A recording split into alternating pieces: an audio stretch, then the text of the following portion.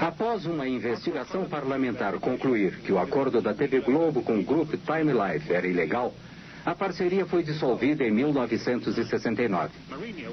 Roberto Marinho ficou com total controle da TV Globo. Suas concorrentes, Tupi e Excelsior, continuaram seu lento declínio. A Globo centralizou todas as produções no Rio quando o estúdio de São Paulo incendiou. O seguro pago ajudou a TV Globo a impulsionar a construção de uma rede.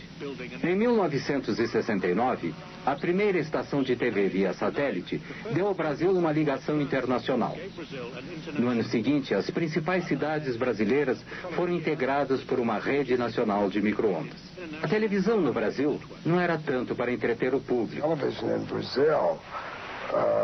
Was not so much to entertain the public initially. What it did more was unify the country.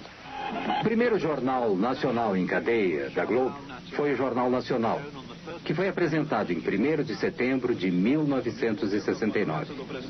Assim nasceu a rede. Faltava algo. A verdadeira vida política do Brasil não estava lá. Não havia a voz dos sindicatos, não havia a voz das diferentes forças em conflito. E o conflito normal do dia a dia. Você tinha vozes doutorais, você tinha mentes doutorais. A censura cortava não apenas trechos de programas, notícias que não eram veiculadas, mas criou uma tendência no Brasil da gente não ter a história registrada daquele período. A Excelsior havia sido a única empresa de televisão a se opor ao golpe militar de 1964, e os militares não esqueceram disso. Em 1970, o governo cancelou sua concessão.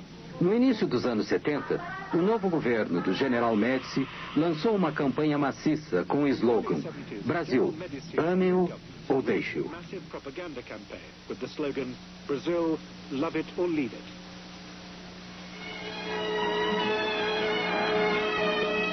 Abrange mais de 5.000 quilômetros de rodovias rasgadas. The Trans-Amazon Highway was the next grandiose national infrastructure project.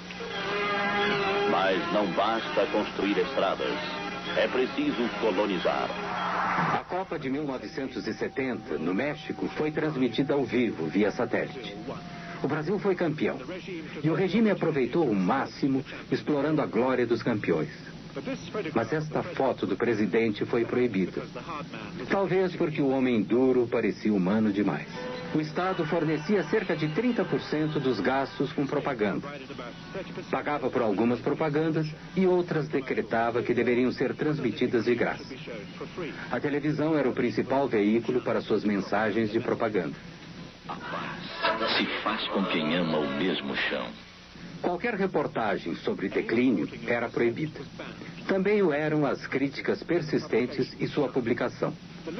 A lista de assuntos censurados era interminável. A ordem proibindo a menção de algum acontecimento era frequentemente enviada aos jornalistas antes mesmo que acontecesse.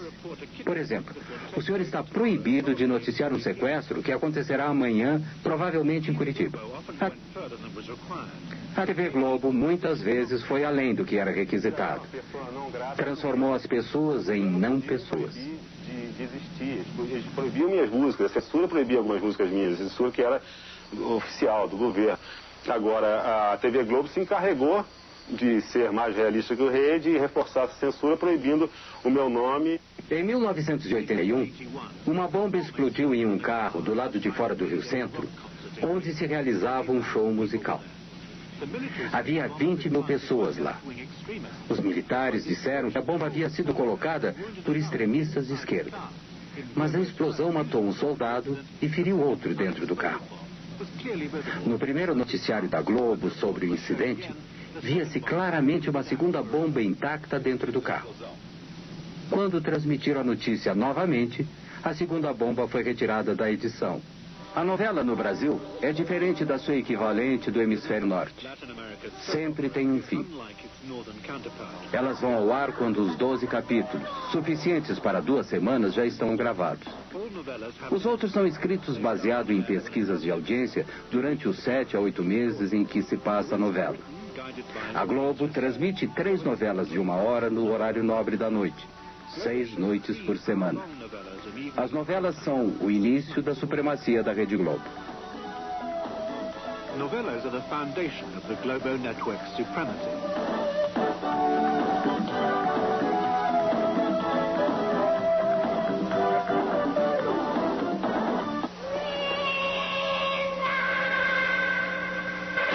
Globo e você, tudo a ver. O fascínio que existe pelas novelas no Brasil é pela característica do Brasil, porque o Brasil às vezes dá a sensação de que ele não foi descoberto, ele foi escrito. O Brasil parece um país ficcionário às vezes. O Brasil às vezes parece assim um misto de Gabriel Garcia Marques com Franz Kafka. Então, e aí esse fascínio pela ficção invade a vida das pessoas a ponto de elas se fanatizarem pelas novelas.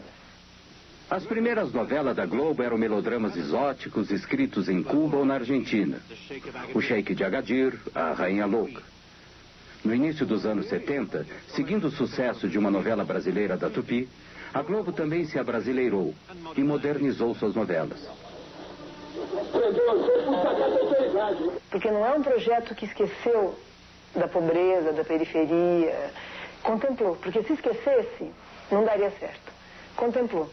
Mas contemplou maquiando a pobreza e apontando uma perspectiva de ascensão pelo trabalho, pelo investimento. É como se o Brasil tivesse tentado viver na forma de farsa o que foi o sucesso mesmo do self-made man em outra época do capitalismo. Esta novela da Globo, Selva de Pedra, foi a primeira a conquistar o índice de 100% de audiência. Todos os televisores ligados no Brasil estavam assistindo Selva de Pedra. E não foi a única vez que isso aconteceu. Muitos consideram Gabriela, estrelada por Sônia Braga, baseada no livro de Jorge Amado, uma das melhores novelas da Globo. Certamente foi a mais erótica. Tivemos audiências de 93%, 96% dos aparelhos desligados, o que naquele momento significava 50, 55 milhões de pessoas assistindo televisão. Por isso mesmo a gente costuma dizer que o Brasil, num determinado momento, apesar da dimensão continental, deixou de falar português, que é a língua dele, para falar TV globês. Depois de Dance Days, que tinha como cenário uma discoteca do Rio, mesmo os mais isolados vilarejos no Brasil passaram, de repente, a ter 3 discotecas.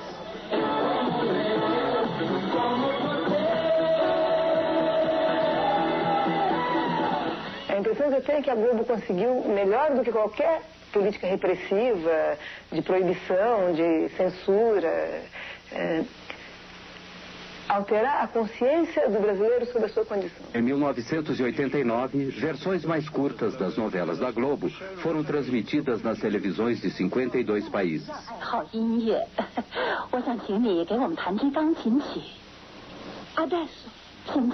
Tú hables así, Januaria. Las personas cambian. Some can change, they can change, but a tree that's twisted?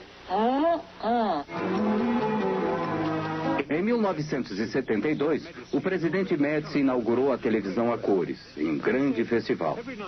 E ele disse: todas as noites, quando vejo o noticiário, sinto-me feliz. Por quê?